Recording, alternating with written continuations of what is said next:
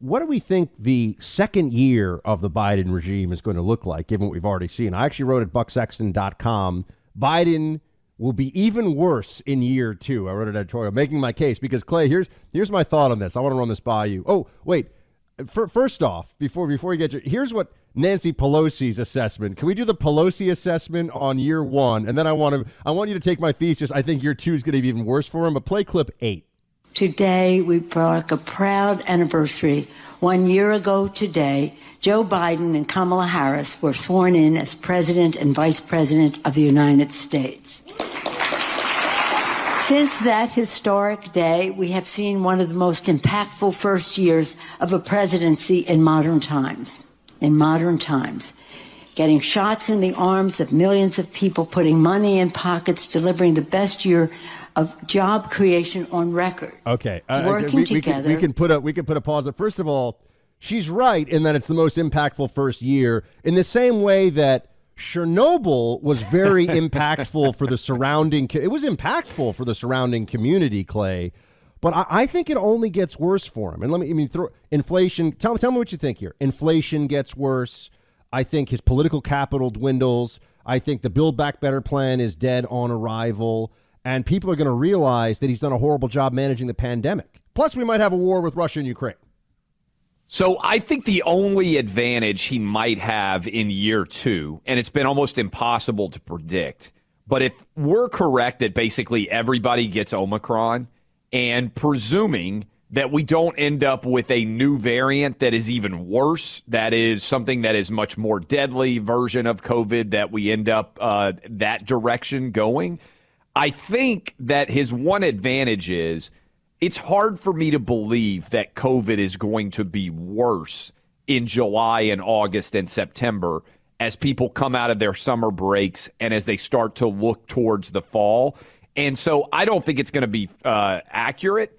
But, Buck, I could see an argument where he says we vanquished COVID. That was the first battle that we had to win, and that he takes credit for it. Now, I think the natural biology of the virus is such that there's virtually nothing that we've done that has been impactful at all. And, in fact, you might be able to argue that the data reflects that the choices we made actually prolonged and made COVID worse. In fact, I think there's a strong element of that. But that's the only thing that I can look towards going forward. And it's not anything that he's doing, but he might try to argue, hey, we finally beat COVID, and therefore things are going to be better there. I don't think they're going to get anything really passed in Congress for the next year. And I think that, frankly, is going to become the case for 2023 and 2024 once you have a Republican House and probably a Republican Senate. But COVID is his only saving grace, I think, for the midterms if he's able to argue, hey, we finally beat it. Well, I'd be so curious to see how they're going to try to balance this, because I think that is their only play. So you're right. I mean, there's no way they're not going to say, look, we got you through COVID. But can they really say that if they're also telling us? Because remember, people are getting tired of this crap. They're finally saying enough is enough. I don't think the commies putting the 5th shot in my kid's arm is something I necessarily am willing to go through. Even if I was on board for Fauci year 1 and most of year 2, I think people are getting tired of it. So if they line it up for a fall where, what are they going to do? They're going to say, we're done with shots, no more masks on planes. Are they really going to? Because I think if they let that stuff linger, their narrative is going to be a more challenging one for we vanquish the virus, because it's going to be, well, you have to keep us in charge or else the virus will come back. Something like that to justify continued restrictions. But beyond that, they're also obviously very nervous, Clay, and this has come up with the way Jen Psaki's had to go around explaining that Joe Biden thinks this election, will probably be legitimate. Josh Hawley, who we just had on recently, senator from Missouri, he points out Democrats, Joe Biden included, clearly do not accept elections that they don't win. If you got clip 7 for me, that would be fantastic. What I heard was what Joe Biden said loud and clear, which is he's already making excuses for why he's going to lose in November. Democrats don't accept elections that they don't win. I mean, it happened in 2000, it happened in 2004, it happened in 2016. Now it's going to be 2022. I mean, if Joe Biden thought that his party was going to win these elections, then all would be fine. But he thinks, and because the polls suggest he's going to lose them, his party's going to lose them, the House and the Senate, and therefore they're illegitimate. I mean, it's dangerous, it's wrong, it's ridiculous, and everybody knows it's ridiculous, and yet there he is out there saying it. I think that's well said, and it's also emblematic of how nervous they are that he's already making those arguments. And what's amazing about it is, Buck, as soon as I saw that during the presser on Wednesday, that's exactly what they went after Donald Trump for.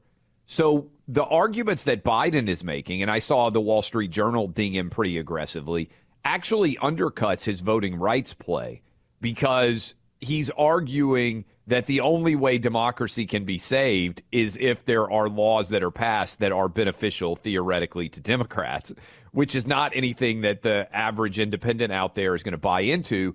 And to a larger context, I was amazed by how little discussion there has been over the things that are the most impactful on the American public. For instance, Buck, there wasn't one single question during that press conference about the murder rate, about the border issues, or about really inflation in any kind of nitty-gritty detail. And we talked about this, I think, earlier this week, Buck, where many people out there judge how things are going in the country based on how much it costs to fill up their gas, their car. And we're talking about moving towards $100 barrel of oil. That's the prediction that many people have for what might happen in 2022. Well, if you're not addressing that, then a lot of the other things that you might be doing don't cut through the noise. And I think it's indicative of how out of touch much of the press corps is, that there wasn't a question about the murder rate. There wasn't a question about gas prices, really. There wasn't a question about the border at all. And he took questions for 2 hours.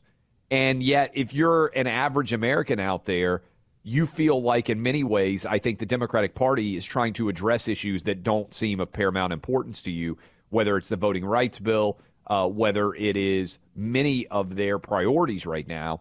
And so I think that goes to the essence of the difficulty that Biden's going to have, to your point, on things maybe get worse.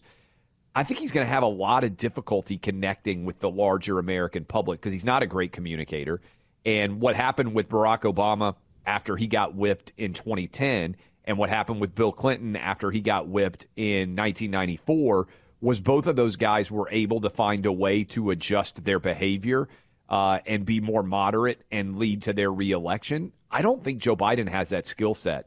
I'm not sure he ever had it, but I certainly don't think he has it now. I don't think he has the skill set. I also think his party doesn't have the desire. We have to look at what the Democrat Party actually is today.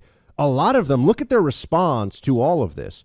Look at the problems. Inflation, really high. What does the Democrat Party want to do? Spend trillions more of federal dollars, right?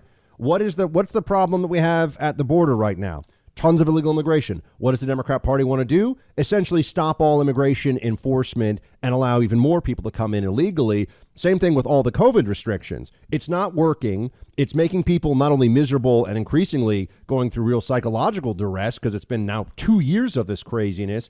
They want to double down and do even more extreme stuff after the less extreme things didn't even work. They look at things that you and I and the rational people listening to this program across America would take and say, okay, this failed and we need to do something differently. They look at it and say, we didn't do it enough. I mean, this is just the Democrat Party of today is just one long loop of real communism has never been tried, except it's, real Democrat leftism has never been tried. It's never that they're wrong. And Buck, I think we have to talk about too, I know the election is not until November, but if you look historically, what happens with many different Americans out there is in June and July and in August, when it's summer, when the kids are out of school, when everybody's busy, there isn't a great deal of focus on what's going on in the larger public policy arena. So we're coming up now on the end of January. We're probably talking about Joe Biden having to get things done February and March, or 2022 is out the window in terms of making any sort of substantial alterations in the trajectory of America. And so while we can say, hey, it's still 10 months until November and election day, the reality is summer people dial out. You come back after Labor Day and it's officially election season. You got 60 days. Well, they're not doing anything in Congress then. Things have to change in a hurry in order for public perception to be altered just based on the way everybody's paying attention. And I don't think that's very likely at all to happen. And so, yes, things can change, but they really need to change in February and March. And I don't know about you, but I don't feel like there's any substantial alteration of what we have seen occurring likely to be in February and March. I just really don't.